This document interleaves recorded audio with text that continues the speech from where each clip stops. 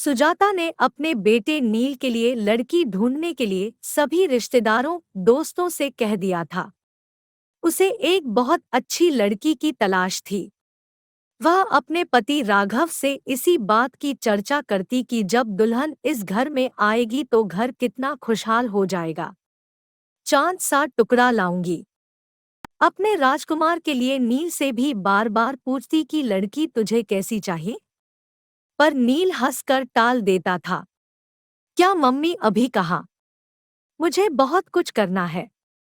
उम्मीद नहीं थी कि नील फोन पर अपनी पसंद की लड़की को चुनकर उसके सामने रिश्ते का प्रस्ताव ले आएगा। सुजाता के लिए ये एक बहुत बड़ा धक्का था। शाम को 2 कप चाय के साथ सुजाता अपने पति के पास बालकनी में बैठ गई। राघव ने पूछा, क्या हुआ सुजाता? आज चीनी डालना भूल गई चाय में? सुजाता का ध्यान विचारों से हटकर चाय की तरफ गया। मैंने ध्यान ही नहीं दिया, अभी लाती हूँ। सुजाता चाय के लिए चीनी लेकर आई और चम्मच से कप में घुमाकर मिलाती जा रही थी। पता नहीं कैसी होगी नील की पसंद, हमसे घुलेगी मिलेगी कि नहीं। मन ही मन उधेड़ बुन में लगी थी। राघव ने कहा, बड़ी चुप हो, क्या बात है? नहीं, ऐसा कुछ नहीं है। आज सुबह नील का फोन आया था। उसने बताया कि माँ, आपको लड़की देखने की जरूरत नहीं है। मैंने लड़की पसंद कर ली है। सुजाता के पति को जब उसने नील से हुई बातचीत के बारे में बताया तो वो पूछने लगे कि अच्छा, कौन है लड़की? कहाँ से है? क्या करती है? कुछ पूछा नहीं तुमने? कुछ पूछा नहीं तुमने? सुजाता ने जवाब दिया, नहीं, मैंने सोचा मिलकर बात करेंगे, कल आ रहा है। अगले दिन नील की पसंद का नाश्ता और खाना बनाकर फुर्सत से जैसे ही बैठी तभी नील आ पहुंचा। आते ही मम्मा मम्मा करता हुआ गले से लिपट गया। क्या बात है? आज बड़ा खुश है, सुजाता ने बोला। इस पर वो कहने लगा कि मैंने आपको माही के बारे में कल बताया था ना। यह देखिए, यह उसकी फोटो। कुछ घबराई नजरों से फोटो को देखने लगी। लड़की अच्छी थी। वैसे भी ना कहने का तो सवाल ही नहीं उठता था। नील की पसंद जो थी, पर अपने लिए अपनी तरह से रिश्तेदारों में जान पहचान की लड़की देखने की उसकी इच्छा हमेशा रही थी। राघव ने सुजाता को इस बात के लिए पहले ही समझा दिया था कि नील को ही जिंदगी बितानी है। नील की पसंद ही माननी चाहिए। एक तरह से सुजाता भी अपने मन को समझा चुकी थी और अपने बेटे की खुशी में खुश रहना चाहती थी। राघव ने सुजाता को इस बात के लिए पहले ही समझा दिया था कि नील को ही जिंदगी बितानी है। नील की पसंद ही माननी चाहिए। एक तरह से सुजाता भी अपने मन को समझा चुकी थी और अपने बेटे की खुशी में खुश रहना चाहती थी। कैसी है मम्मा? नील ने उत्सुकता से पूछा। प्यारी है, कहाँ रहती है? क्या करती है? सुजाता ने जवाब देते हुए उससे कई सवाल कर डाले। माँ, मेरी कंपनी के पास एक कंपनी है, उसमें जॉब करती है। उसके घर में उसके मम्मी पापा और एक छोटा भाई है।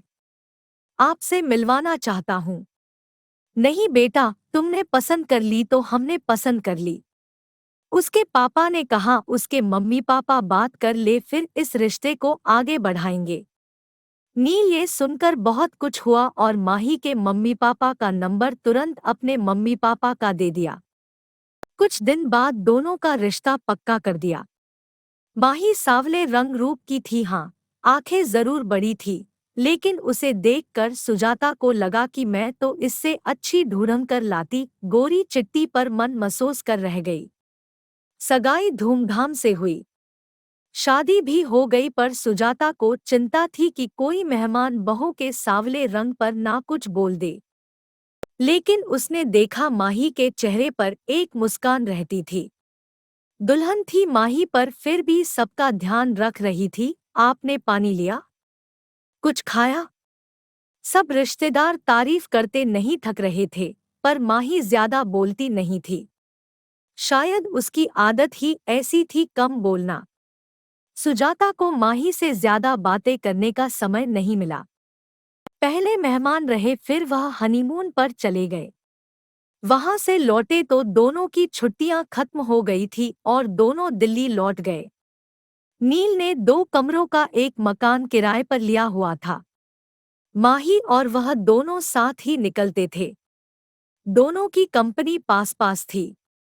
फोन पर थोड़ी बहुत बात हो जाती थी, क्योंकि सुजाता को हमेश राघव से माही की ही बात करनी होती थी।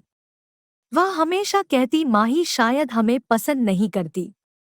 सुजाता को शिकायत होती थी कि वो दोनों घर नहीं आते। इस पर उसके पति राघव उसे समझा देते कि उनको छुट्टी नहीं मिल रही होगी। अभी शादी पर ली तो थी कितनी सारी छुट्टी, पर सुजाता के मन में एक डर था। बिना जान पहचान शादी हुई है। माही के कम बोलने की आदत की वजह से सुजाता और माही शादी होने के बावजूद भी एक दूसरे को ज्यादा करीब से नहीं जान पाए थे।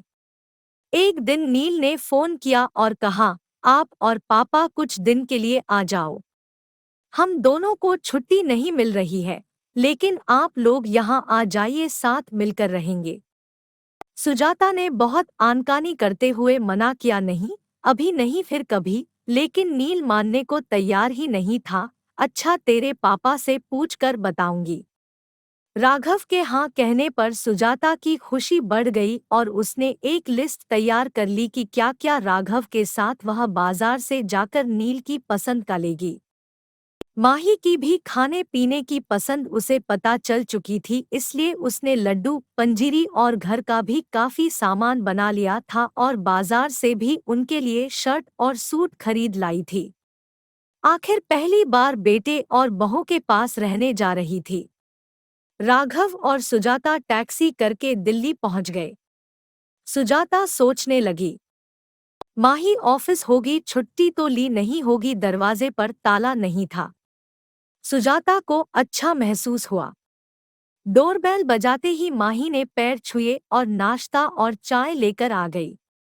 माही ने कहा कि आप नहा धोकर कपड़े बदल लीजिए, मैं थोड़ी देर में खाना लाती हूँ। सामने नया टॉवल रख दिया। ये देखकर राघव मुस्कुराए।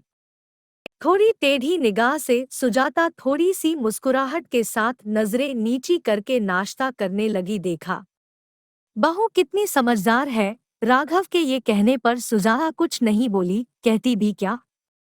शाम को जब नील आया तो सब खुशी से मिले। सुजाता सामान दिखाने लग गई, सब खुश थे।